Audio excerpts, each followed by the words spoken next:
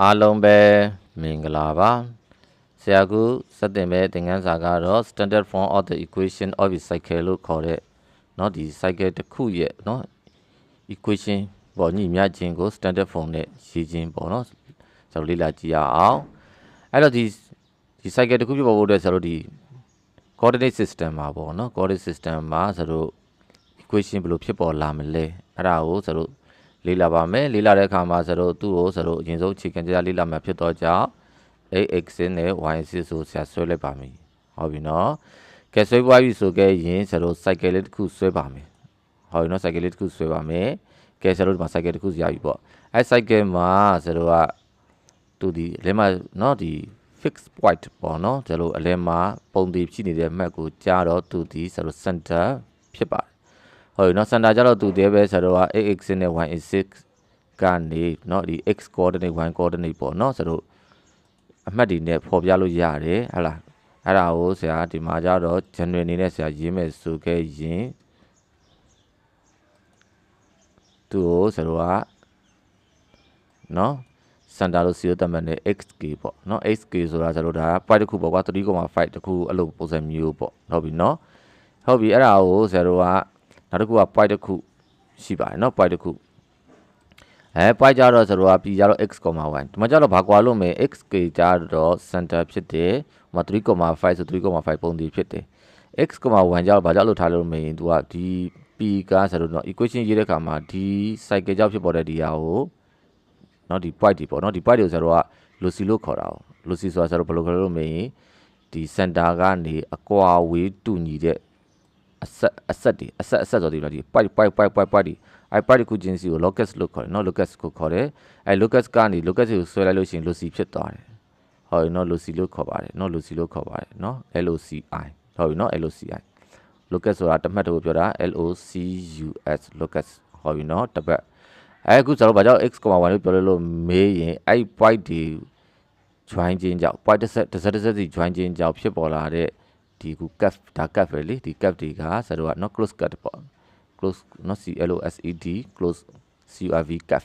close cap ဆိုတော့ဒီမှာเนาะနောက်တော့ green page ပုံစံမျိုး cap ဖြစ်နေတယ်အဲ့ဒါ cycle ပဲဖြစ်နေတယ်အဲ cycle ထူကြချက်ကတော့ဒါဆိုတော့ဒီ fixed point ကနေ same distance အကွာဝေးတူညီကြတယ်ပေါ့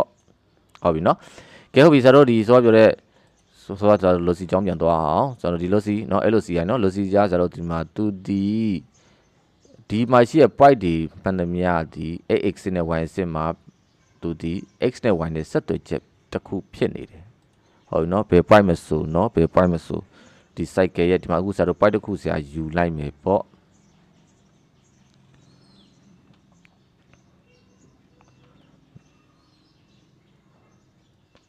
point တစ်ခုဆရာယူလိုက်ပြီပေါ့ယူလိုက်ပြီဆိုကြရင်တော့ point တစ်ခုခုပေါ့ကယူလိုက်လို့ရှိရင်ဆရာတို့ကသူလဲဆရာတို့ x1 y1 ဟုတ်ပြီเนาะဒီ point တစ်ခုဖြစ်ပေါ်လာမယ်ဒီမှာရှိတဲ့နောက်တော့ point တစ်ခုယူလိုက်မယ်အဲ point တစ်ခုယူသည်များဒီ x နဲ့ y နဲ့ဆက်သွယ်ချက်ပေါ်เนาะအမြဲတမ်းဖြစ်ပေါ်နေမယ်တစ်ခုခုပေါ့ကွာ something ပေါ်လား equation တစ်ခုခုဖြစ်ပေါ်နေမယ်ဟုတ်ပြီเนาะပြီးဆရာပြောပြမယ်เนาะ equation ဖြစ်ပေါ်လာတဲ့ equation ဖြစ်ပေါ်ပါမယ်အဲဒီ equation ကိုဆရာတို့ရှာခြင်းဖြစ်ပါတယ်ဒီမှာရှိတဲ့ x နဲ့ y နဲ့ဆက်သွယ်ချက်ဒီ line မှာရှိတဲ့မှန်တယ်များ x နဲ့ y နဲ့ဆက်သွယ်ချက်တစ်ခုဖြစ်ပါတယ်ဟုတ်လားဥပမာပြောမယ်ဆိုခဲ့ရင်ဆိုပါစို့เนาะဒီမှာ point တစ်ခုဆရာတို့ယူလိုက်မယ်เนาะ point တစ်ခုယူလိုက်မယ်နော် part တစ်ခုဆရာယူလိုက်ပြီ part တစ်ခုယူလိုက်လို့မှာဆိုတော့ x တန်ဖိုးက3 y တန်ဖိုးက4ဆိုပါစို့ဒါဆိုရင်ဆရာတို့ x နဲ့ y နဲ့ဆက်တဲ့ချက်နော် equation တစ်ခုပေါ့နော် equation ဆရာတို့မှာ equation တစ်ခုရှိမယ်နော် equation တစ်ခုရှိမယ်ဟုတ်လားဟုတ်ပြီနော်ပြီးလို့ရှိရင်နော်ဆရာတို့ equation တစ်ခုဖြစ်မှာဟုတ်လားတစ်ခုခုပေါ့နားဒါဥမာပြောတာနော်ကဲဒါဆိုဒါ cycle ရဲ့ဒီနော် equation တစ်ခုပေါ့ပြီးဆရာပြောပြပါအောင်မယ်ဆရာတို့သူ့ရဲ့ equation နဲ့ပတ်သက်ပြီးတော့နော်ဒီ equation တစ်ခုခုမှာဟုတ်ပြီနော်ဆိုပါစို့ဆရာတို့ x နေရာမှာဒီ x နဲ့ y နဲ့เนาะ x နဲ့ y နဲ့မှာဆရာတို့တန်ဖိုးတစ်ခုထည့်မယ်ဆိုရင်တန်ဖိုး x နဲ့ y နဲ့ဆက်သွယ်ချက်ဒီ equation မှာပဲပြန်ပြီးပြေးလဲစီတယ်ဒီ equation ကိုပြေးလဲမယ်နောက်ဆိုဆရာတို့ဒီ cycle တက်ထွက်လာမယ့် equation တစ်ခုပေါ့ဆရာတို့ equation မဖော်ပြရသေးเนาะပြီးလာမယ်เนาะ equation တစ်ခုကိုဖော်ပြအဲ့ equation ပြလာလိမ့်မယ်အဲ့ equationမှာ x ထည့်နဲ့ part တစ်ခုယူလိုက်လို့ဆရာတို့ဒီ x coordinate y coordinate စုံတဲ့မှတ်ကဥပမာဆရာတို့ 1.5 ဆိုပါစို့ဒါဆို equation မှာလိုက်ထည့်မယ်ဆိုရင်လည်း equation ပြေးလဲစီမယ်နောက်တစ်ပတ်ယူလိုက်နော်အဲ့တွဲဖို့ယူနောက်တစ်ပတ်ယူလိုက်လို့ x နဲ့ y နဲ့ယူလိုက်လို့ရှိရင်လည်း equation မှာပြေးလဲစေမယ်အဲ့ပြောချင်တယ်ဒီ cycle ဝန်းကျင်ဒီတော့ဒီ cycle friends ကိုခေါ်တော့ဗောနော်ဒီစက်ဝန်းပေါ်မှာဘ ဘယ်မှဆိုမယူကြတဲ့တမက်ယူတဲ့အခါကြလို့ရှိရင်သူရတဲ့ equation မှာအစားသွင်း x နဲ့ y နဲ့ဆက်သွယ်လို့ရှိရင်အမြဲတမ်းပြေလဲစီတယ်ပြေလဲဆိုရဲဆိုတာဆိုတော့ x တန်ဖိုးပါခေါ်မယ်အဲ့မှာတွားပြီးတူတယ်ပေါ့ကွာပြေလဲဆိုတဲ့အဓိပ္ပာယ်ကနော်ဆိုတော့ပြေလဲစီရဲဆိုနည်းနည်းပြပြအောင်မယ်ဥပမာတို့ဒါဆို straight line မှာဆိုခဲ့ရင် 3x y equal to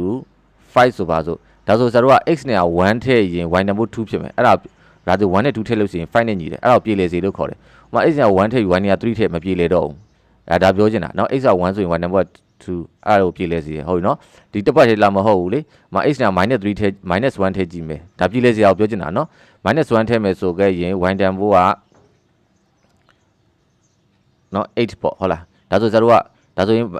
တွက်လိုက်မယ်ဆိုခဲ့ဒါ -3 နဲ့8နဲ့ဆိုတာ5ရတာပဲလေပြောချင်တာဒါ equation အဲ့ equation ကိုပြေလဲစေတဲ့ point တွေဟုတ်လားနော်တို့ဒီမှာဒါဆိုရင်ဒါ x တန်ဖိုးကနော် -1 ထည့်တာပေါ့ x တန်ဖိုး -1 ထည့်ရင် y တန်ဖိုးက8အဲ့ဒါဒီ equation ကိုပြေလဲစေတယ်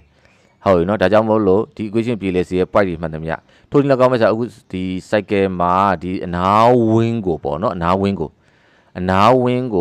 မှာဖြစ်ပေါ်နေတဲ့ x နဲ့ y နဲ့ဆက်သွယ်ချက် equation တစ်ခုဖြစ်ပေါ်လာလိမ့်မယ်အဲ့ဒါကိုရှင်းတော့မှာအဲ့ equation ကဒီ cycle ရဲ့ point တစ်ခုမိတိ point ကိုမဆိုအစားသွင်းပြေလဲစေတယ်အဲ့လိုပြောတာနော်ကဲအဲ့ equation ကိုဆရာတို့စတင်လေ့လာကြည့်အောင်နော်အဲ့ equation ဖြစ်ပေါ်လာပုံပေါ့နော် equation ရှာမှာပေါ့ဒါကို generate နော်ဆရာတို့ x, k ဒီ center of the cycle ဖြစ်ပါတယ်ဒါ point တစ်ခုဖြစ်ပါတယ်နော်ဒီ point ရဲ့ဆရာတို့ equation ရှာပါတော့မယ်နော်အဲ့တော့သူက center လေးရေးကြည့်ရလေဘာကြောင့် center ပေါ်မူတည်ပြီးတော့လည်းပြောင်းတာကို center ကဒီနေရာပေါ်မူတည်ပြီးတော့နေရာဆိုဘယ်နေရာမှာ center ကြမလဲကဲအဲ့တော့လို့လေ့လာတဲ့အခါမှာနော် equation ရှာတော့မယ်ရှာတဲ့အခါမှာဆရာတို့သူဒီဒါ x တန်ဖိုးဖြစ်ပါတယ်ဒါ y တန်ဖိုးဖြစ်ပါတယ်အဲ့တော့ဆရာတို့အောက်တက်ဆွဲချမယ်ဆိုခဲ့ရင်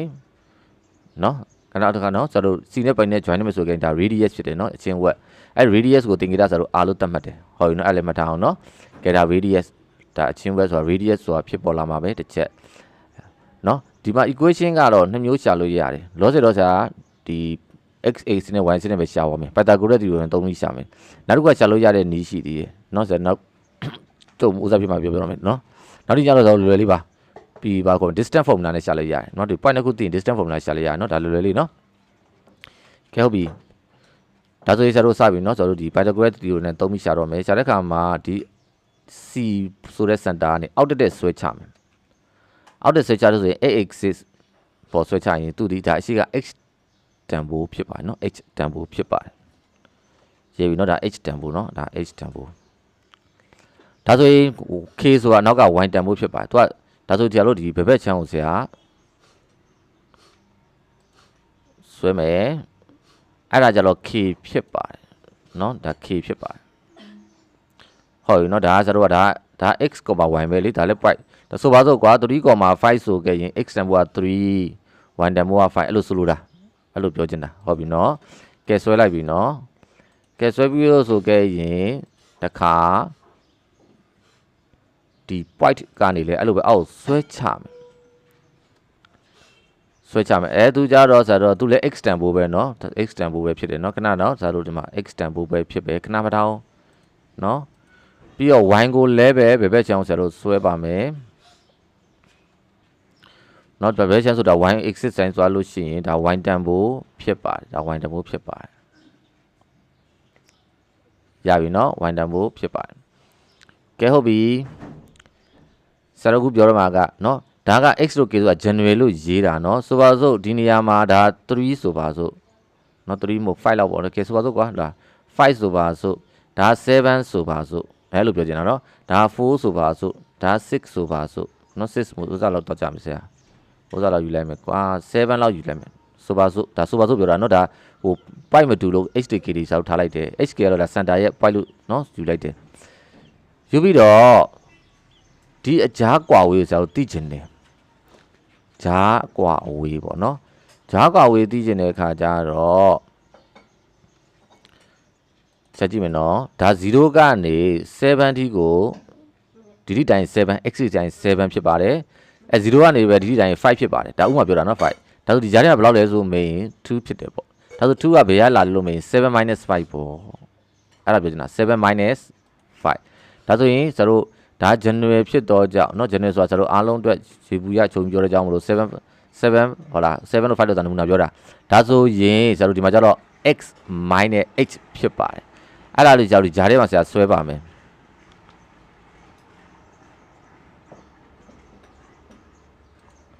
နော်ဆွဲပြမယ်ဒီဂျားထဲနော်ဒီဂျားထဲအကွာဝေးနော်ဒီဂျားထဲအကွာဝေးဒီ7 minus 5မလားဒါဆိုကျွန်တော်ပြောမယ်ဆိုခဲ့ရင် h နော် x minus h ဖြစ်ပါတယ်နော်အော်ဒီဂျားလေးပြောတာနော်အဂျားလေးကိုဆရာပြောပြပါမယ်အဂျားလေးကိုဆရာပြောချင်တာဟုတ်ပြီနော်ကဲအဂျားလေးကြတော့ဆရာတို့သူဒီ x minus h ဖြစ်ပါတယ်ဟုတ်ပြီနော်နေတော့လားရှာလိုက်မယ်နော်ဒါကတော့ဆရာတို့က x x ဟုတ်ပြီနော် x အဲ့လိုတန်းတယ်နော် x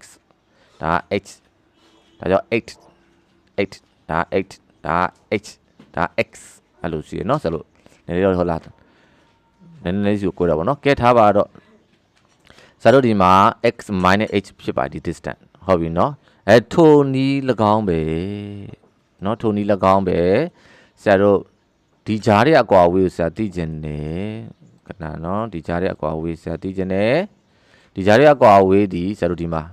ဘယ်လိုတိုင်းမလို့မင်း0ကနေ y ထိတိုင်းမယ်တနည်းပြော0ကနေ7ထိတိုင်းပြီးတော့0ကနေ4ထိတိုင်းပြီးနှုတ်မယ်ဆိုရင်3ရတယ်လို့ပဲဆရာတို့ y တဲ့ကနေ k နှုတ်မယ်ပေါ့ဒါကြောင့်ဆရာတို့ဒီနေရာမှာ y minus k ဆိုပြီးတော့ဆရာရေးပါမယ်ဒီနေရာလေးကိုဆရာ y minus k လို့ဆရာရေးပါမယ်ဟောဒါဆိုရင်တော်တော်ကြီးအဆင်ပြေသွားပြီဒါပြရလေးလို့မင်းဆရာတို့မှာ Pythagoras theorem သုံးဖို့အတွက် Dauman 3 can တစ်ခုဖြစ်ပေါ်လာပါပြီเนาะအဲ Dauman 3 can ကိုဆရာတို့အသုံးချပြီးတော့เนาะဆိုပါတော့မယ် Dauman 3 can ဟုတ်လား Pythagoras theorem က Dauman ကဏ္ဍနှစ်ထပ်သည်ကျန်တာနှစ်ထပ်ပေါင်းခြင်းနဲ့ညီသည်ဟောเนาะအဲ့ဒါကိုသုံးမယ်ဖြစ်ပါတယ်အဲ့ဒါသုံးမှာဖြစ်တော့ကြောင့်ဆရာတို့ဒီမှာ Dauman 3 can ကိုကြည့်တဲ့အခါမှာနော်ဒေါမ3ကန်ဒီဒေါမ3ကန်မှာဒေါမကန်နာဒီဆရာတို့ CP square ဖြစ်ပါတယ်အဲ့တော့ကျန်တာနဲ့ထက်ဆိုတော့ဆရာတို့ကဒီမှာ CR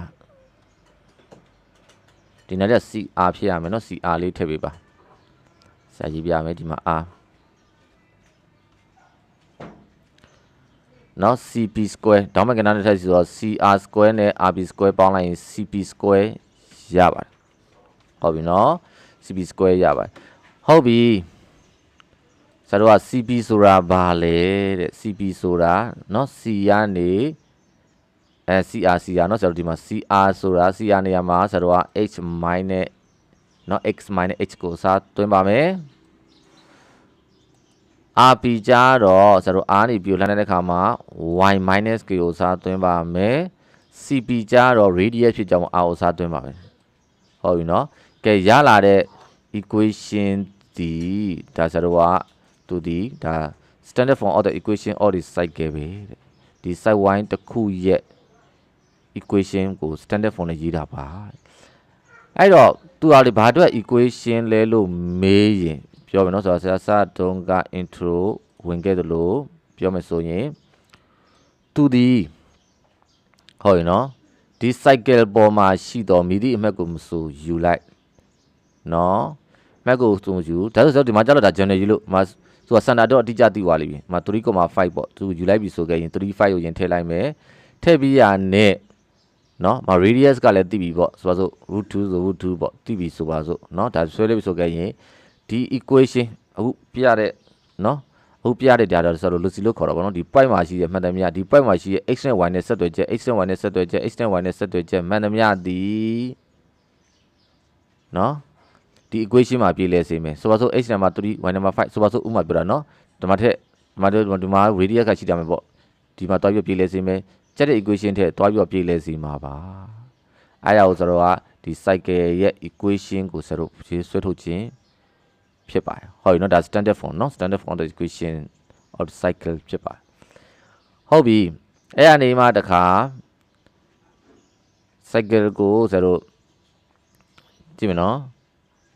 ဒါမြည်သည့် point ဆို any point ကိုဆိုယူလိုက်တာဖြစ်ပါတယ်အဲ့အနေမှာစင်တာကိုရွှေ့မယ်နော်ဆိုတော့စင်တာဆိုဒီ original point ပေါ့ original ဆို x y ကိုနော် x နဲ့ y နဲ့စုံနေမဲ့ original point ကိုရှင်းတဲ့အခါမှာသူရဲ့စင်တာကို လေးလာကြည့်တဲ့အခါမှာသူ့ရဲ့ center ဒီဆရာတို့က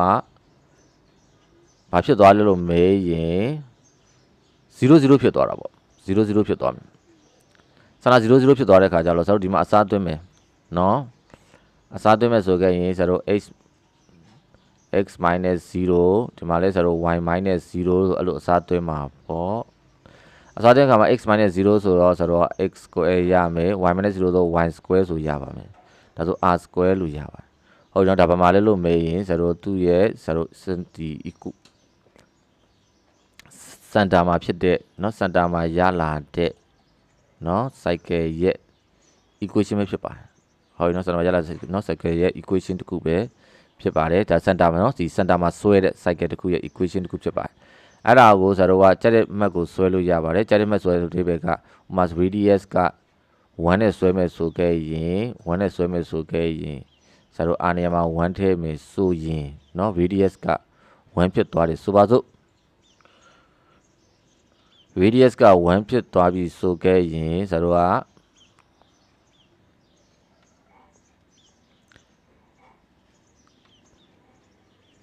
x square plus y square equal to 1 square ဆို1ပေါ့ဒါဆိုကျွန်တော်တို့ဒီ unit စာ 1 ယူတယ်ယူတာလို့ယူရမယ်ဆိုခဲ့ရင်ဒီ x နဲ့ y စစ်မှာဒီ point မှာရှိတဲ့